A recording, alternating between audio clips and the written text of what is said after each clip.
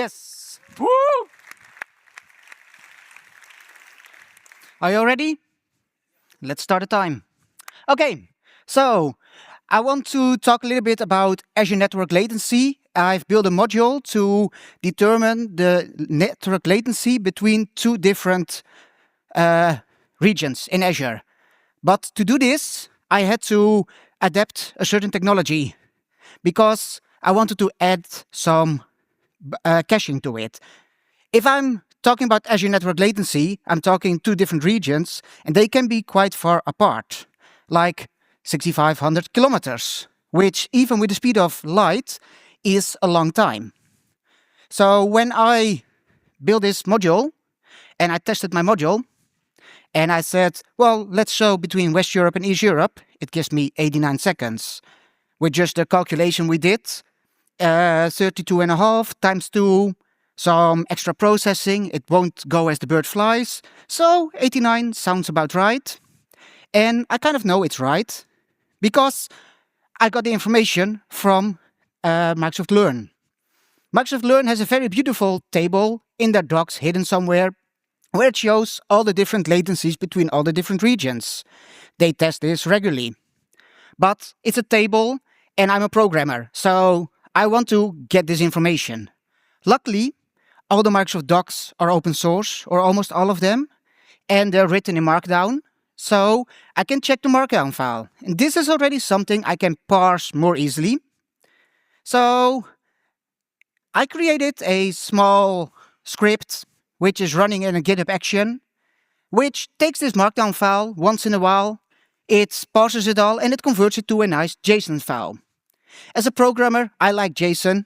I'm also the person who still likes ARM. I'm sorry, all the Bicep people here. But yeah, this JSON file I can use to get this information. Now it was time to build my module. But this JSON file is somewhere online, and I wanted to have it in my module. And I'm very lazy, so to build my module, I used the scaffolding from Friedrich Weichmann and the telemetry by Jan-Hendrik Peters. Thanks to both of them, it makes my life a lot easier to build these modules. So I set up this module, I set up the scaffolding, created my first function, get AZ network latency. It's the only function in the module. Why do you need more functions if that's all what you need? Set up some help files and so on, and it was time to start working. So I thought I make my nice PowerShell script. The user says, well, give me the latency. I go to GitHub, I get this latency from my JSON file, which is there. It's a raw file. I process it, check the right one, and return the latency. And that worked. And then I was trying it when the internet was down. And I didn't get my network latency. And then I tried it to run it on a management server which didn't have internet. And I didn't got my network latency.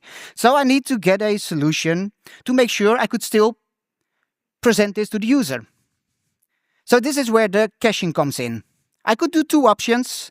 I could take some kind of CSV or JSON file and just add it to the module, but this will make for a more complex module. I have multiple files to take care of. So I was thinking maybe I can just embed the data in the PSM file. I would need to do something in the build script, but it shouldn't be that hard, right? Because the PS module development I'm using, it will take all the different functions I have, just combine them all in one big file in the module file. And this way, I only have a very small NuGet package with just a couple of files, and I don't have to care about it. I didn't want to change it all. So I had to find a way to get this data in the build script, add it somewhere where it could be read, and make sure that it was distributed in this module. Now, this looked first very hard, and then I started thinking about it. Actually, it's really not that hard, but I want to make it a bit user-friendly. So in my module, I added a parameter called online. And if you set online, it will still go to GitHub, because sometimes I might want to have the most recent data. If not, it will take the value from my script parameter. It's only in the script, so somebody can't take it by itself. Also, I do want to notify the user what's happening. So if he doesn't do anything, or if they doesn't do anything, they will get a warning that they're only using cache data. But if they say ignore the warning, they won't get it. If they know to set the flag, ignore warning, they will probably know it's happening. And in my PSM file, I just added the script parameter, or the script variable, latency data, and it's this whole JSON file compressed. My PSM file suddenly became a lot longer. Especially if you put it all on one line, it doesn't look like many lines until you open it in VS Code. To get this line of data, in the build file, I've added these small lines, or these couple of lines. The build file will take all the different modules, put it in one big text variable, and I just added 2 lines to it. The comment line and then the information from GitHub converted to JSON, and it be added there. So if you want to use a technique like this too, you can, it's quite easy, but do make sure you test if the data is actually added when you build it. I've had it happen that it didn't do it and it's still completed. Make sure you update the cache when the new version is available, and please explain the parameters you're using. Some people might not be used to this kind of idea. By doing this, I made a module which makes less network calls, so less energy waste. It's faster execution because it's all locally. It allows for offline use, and it allows for a version pinned module what's still using the new data, and I can decide if it uses this or not. If you want to know more about this, you can connect with me on LinkedIn or on the socials. I post blog posts about these kinds of things regularly.